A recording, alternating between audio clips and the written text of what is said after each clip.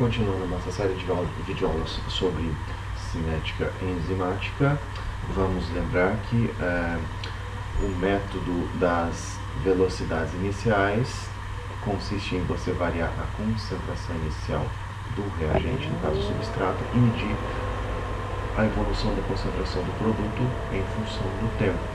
Então aqui tem três curvas em rosa, em que a concentração do substrato tem diferentes valores.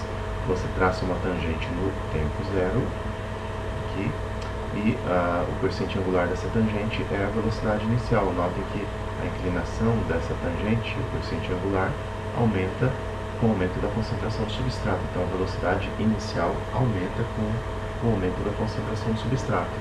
Você pode fazer muitos e muitos experimentos variando a concentração do substrato e medindo a velocidade inicial. Então você vai ter aqui a velocidade inicial em função da concentração do substrato, e a velocidade aumenta em função da concentração do substrato e chega a um platô, digamos assim. A velocidade máxima, que seria alcançada virtualmente numa concentração super alta do substrato, está representada aqui.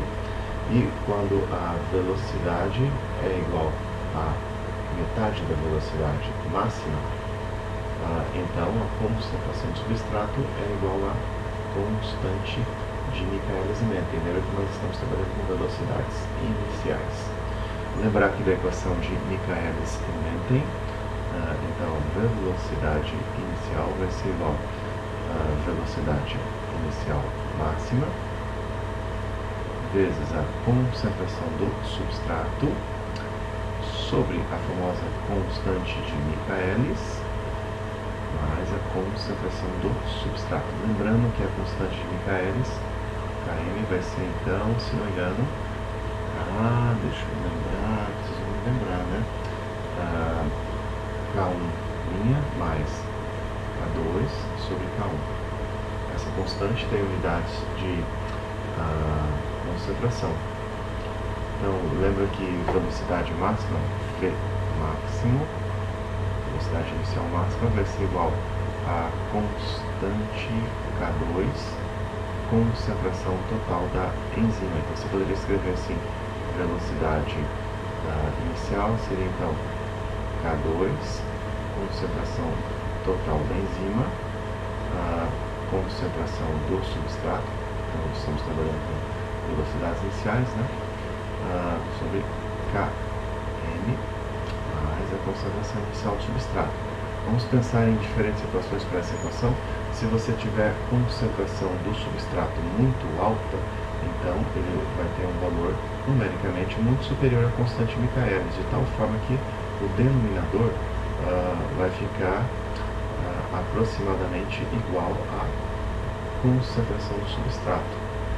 E a equação vai resultar então em velocidade inicial igual a K2, concentração da enzima, a concentração total da enzima. Então, deixa eu pensar aqui, quando a concentração do substrato é muito alta, você sabe que a enzima está como componente minoritário, você sabe que todos os sítios ativos da enzima todos os sítios da enzima vão estar ocupados com moléculas do substrato, quando a concentração do substrato é alta, e a velocidade então vai ser igual à velocidade máxima.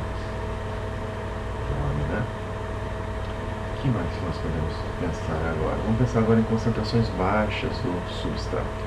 Concentrações baixas do substrato, você vai ter que a concentração do substrato é muito menor que Km, então a equação de Michaelis-Menten muda um pouquinho.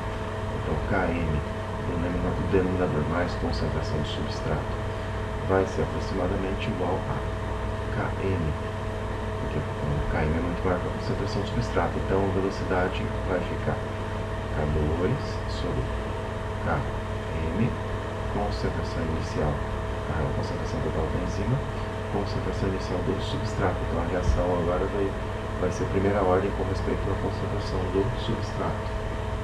Um pouquinho mais sobre essa curva aqui de velocidade em função da concentração do substrato. Então, no primeiro momento, em baixas concentrações do substrato, a velocidade da reação é dependente da concentração do substrato. Aumenta a concentração do substrato, aumenta a velocidade da reação. Quando a concentração do substrato vai assumindo valores cada vez mais altos, a velocidade da reação vai ser cada vez menos influenciada pela concentração do substrato. Chega um ponto em que a concentração do substrato pode aumentar, que a velocidade da reação não vai mudar, porque todos os sítios ativos da enzima vão estar ocupados com moléculas do substrato. Bom, esse é só um lembretezinho para vocês. Próxima aula vamos trabalhar um pouquinho melhor com a equação de Lineweaver-Burke. Até lá!